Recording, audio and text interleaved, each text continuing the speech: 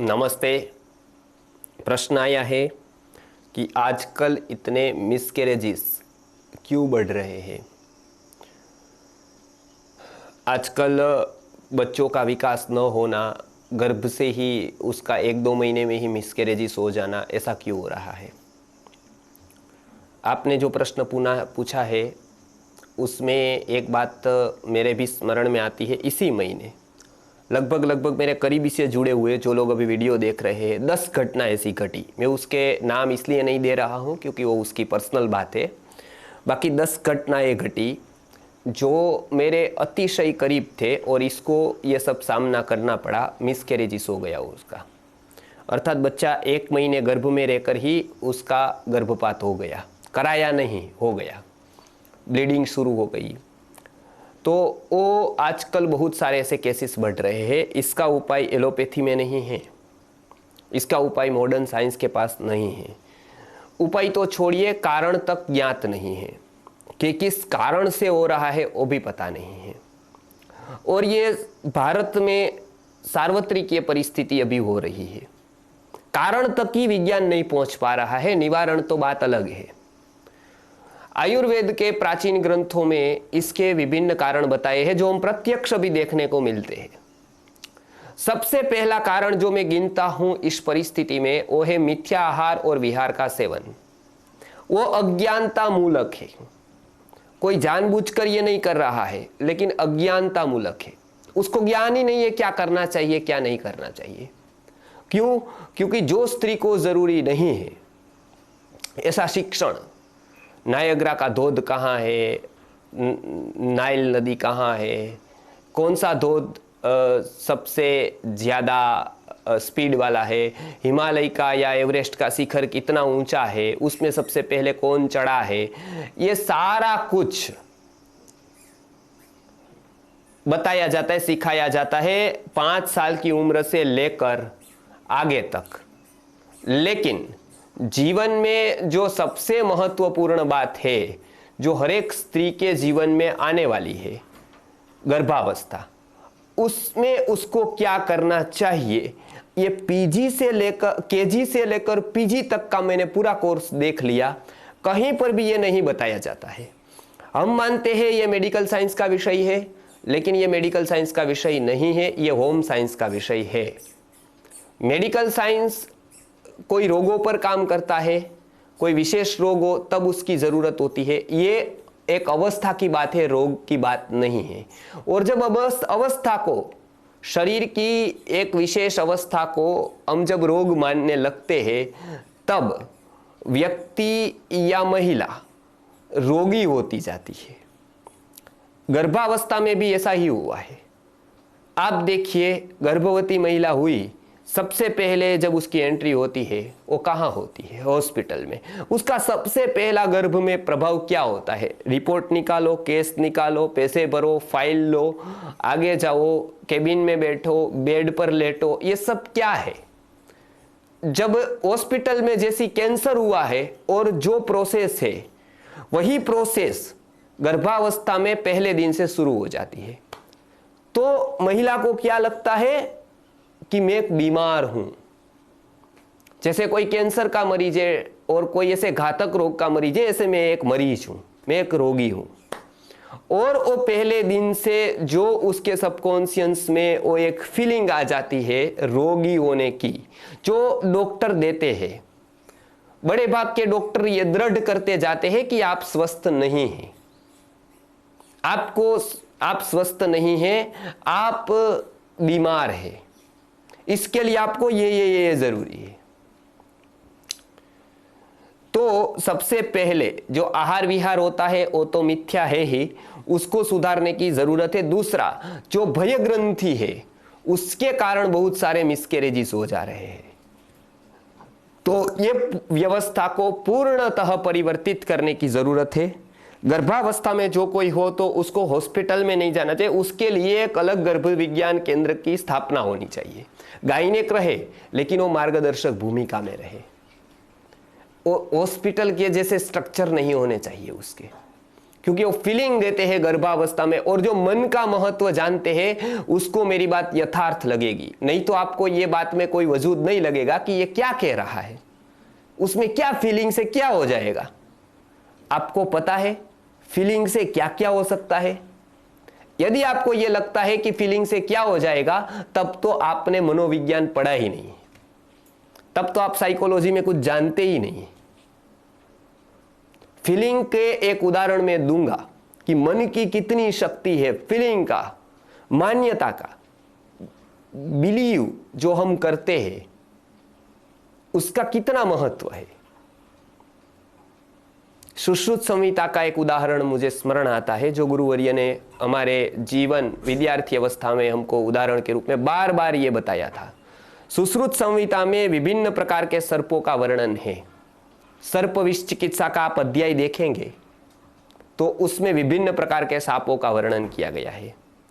तो जैसे आप उदाहरण के लिए गुरुवर्य हमेशा बताते थे कि जंगल में कोई जा रहा है, घोर अंधेरा है, 4, 4:30, 5 का समय है सुबह का, वो जा रहा है, उसको लोहे का कुछ लग जाता है, छुरी वगैरह रास्ते में पड़ा है कुछ भी, और वो लग जाता है, खून निकलने लगता है, आसपास ऐसे बैठता है थोड़ी देर, तब तक सूरज उगता है, रोशनी हो जाती है और उसको एक सर्प नजर में आता है।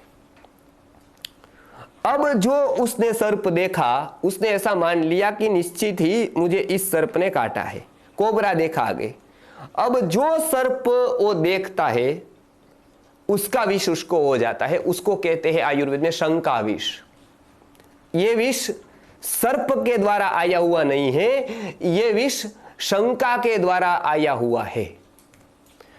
अब एनाटॉमी का अभ्यास आप करेंगे तो एनाटॉमी की दृष्टि से शरीर विष तैयार नहीं कर सकता है। हम भोजन करते हैं तो उससे रस, रक्त, अस्थि, मज्जा, वीर्य, ये सब धातुएं तैयार होती है। भोजन ये तैयार, मनुष्य का शरीर ये तैयार कर सकता है, लेकिन वो विष तैयार नहीं कर सकता है। वो उसकी लिमिटेशन है। तो शरीर तो तैयार नहीं कर सकता है विष को, सामने जो उसको लगा है लोहे का टुकड़ा या छुरी, उसमें तो विष है नहीं, तो न उसमें विष है न इसका शरीर विष तैयार करता है। ये जो विष उसको चढ़ा, और ये 100% सही बात है, इसके प्रयोग बाहर विदेशों में भी हुए हैं। जो उसको विष चढ़ा वो कहां से आया? वो कोबरा का विष कहां से आ गया? शरीर ने भी तैयार नहीं किया, छुरिका में था नहीं, कोबरा तो काटा ही नहीं था, वो विष मन ने तैयार कर दिया। मन में जो एक शंका गई उसके कारण विष तक तैयार हो गया, जो एनाटॉमी के नियम के खिलाफ है, वो भी तैयार हो गया। किसकी वजह से तैयार हुआ? मन की वजह से तैयार हुआ। इतना शक्तिशाली मन है हमारा, वो जहर तक तैयार कर सकता है शरीर में, जो साधारण अवस्था में या दुनिया की कोई भी मशीनरीज, कोई भी टेक्नोलॉजी शरीर में विष तैयार नहीं कर सकती है। शरीर में विष डाल सकती है, खिला सकती है, पिला सकती है, लेकिन तैयार नहीं कर सकती है। मन की ताकत तो है कि वो शरीर पे विष का निर्माण कर सकती है। अब जो मन एकमात्र भय के कारण विष तैयार कर सकता है शरीर के अंदर, वही मन भय के कारण यह भी कर सकता है, मिसकैरेजिस भी हो सकता है। कोई इसमें आश्चर्य होने वाली बात नहीं है, आश्चर्य करने वाली बात नहीं है। ये बिल्कुल आप मनोविज्ञान का अभ्यास करेंगे, मानस शास्त्र का अभ्यास करेंगे तो आपको ये बात सही लगेगी। इस हेतु हमने गर्भ संस्कार केंद्र की स्थापना हो, पूरा का पूरा मार्गदर्शन उसको मिलता रहे, इस हेतु हमने प्रयत्न किया है। आप भी यदि हमारे से मार्गदर्शन लेना चाहते हैं गर्भावस्था के पूर्व में, गर्भावस्था में, तो अवश्य ही आप वेबसाइट पर जाइए sanskritigurukulam.com पर, वहां गर्भ संबंधित फॉर्म दिया है, गूगल फॉर्म, उसको भरे, आपकी सारी माहिती उसमें भर दीजिए। आपको कोई प्रश्न है तो उसमें लिख दीजिए। फोन करना चाहते हैं तो हमको फोन करें नीचे दिए गए नंबर पर, हमारे वैद्य की टीम है। तो आपको कोई भी गर्भ के संबंधित प्रश्न है, किस महीने में क्या खाना क्या नहीं खाना, कौन सी दवाई आपको अभी जरूरी है, कौन सी दवाई जरूरी नहीं है, दो डॉक्टर ने अलग अलग कोई अभिप्राय दिए हैं, विपरीत अभिप्राय दिए हैं, तो उसमें आप क्या कर सकते हैं, सारे प्रश्नों का जवाब आपको वहां पर मिल जाएगा। साथ में हमारी एक पुस्तक है गर्भ संस्कार इनसाइक्लोपीडिया, तो उसमें आपको गर्भ संबंधित बहुत सारी जानकारी मिल जाएगी। ताकि हम इच्छा रखते हैं कि ये ज्ञान संस्कृति आर्य गुरुकुलम के द्वारा पूज्य गुरुजी विश्वनाथ जी ने जो दिया जगत को, वो व्यर्थ नहीं जाना चाहिए, वो एक एक दंपत्ति तक ये विज्ञान पहुंचना चाहिए। इसलिए आप ज्यादा से ज्यादा लोगों तक ये विज्ञान को पहुंचाइए, ज्यादा से ज्यादा लोगों को इससे लाभान्वित करें, ज्यादा से ज्यादा लोग इसका लाभ लें, ताकि भारत में आज जो अंधों की संख्या 1 करोड़ के आसपास है, उसे ऊपर है। अपंग जो किसी भी अंग से विकलांग है, इसकी संख्या आज करीब करीब 50 लाख के ऊपर है। तो ये इसका कारण क्या है? कारण मात्र यही दिख रहा है कि गर्भ विज्ञान जैसा महत्वपूर्ण विज्ञान अभी प्रयोग में नहीं है। पुस्तक में है, प्रयोग में नहीं है। हम उसको प्रयोग में लाना चाहते हैं।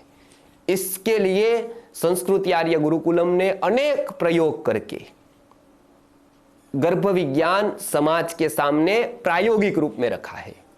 आप भी उसका अध्ययन कीजिए, जो भी प्रश्न आए वो पूछे, ज्यादा से ज्यादा लोगों को ये गर्भ संबंधित फॉर्म भरवाइए, और गर्भ के दौरान होने वाले तीनों संस्कार, जिसका हम अभी ऑनलाइन शुरू करने वाले हैं अगले ही महीने से। आप घर बैठे संस्कार कैसे कर सकते हैं, संस्कार को समझ सकते हैं, घर बैठे आप किस तरह से वैदिक संस्कारों को कर सके, इसके लिए हम संस्कृति आर्य गुरुकुलम तैयारी कर रहा है, ताकि पूरे भारत की पीढ़ी को अभी संस्कारी करना है।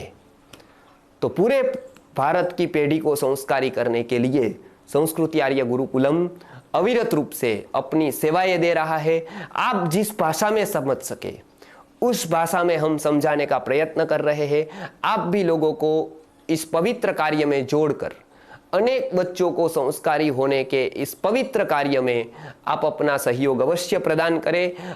आप अपनी वाणी से, आप अपने कर्म से इसका सहयोग दे सकते हैं। आप अनेक व्यक्तियों तक ये बात को पहुंचा सकते हैं, ये वीडियो को पहुंचा सकते हैं। वेबसाइट हमारी संस्कृति गुरुकुलम.com है, इस पर भी माहिती दी गई है, उसको भी आप साझा कर सकते हैं। नमस्कार।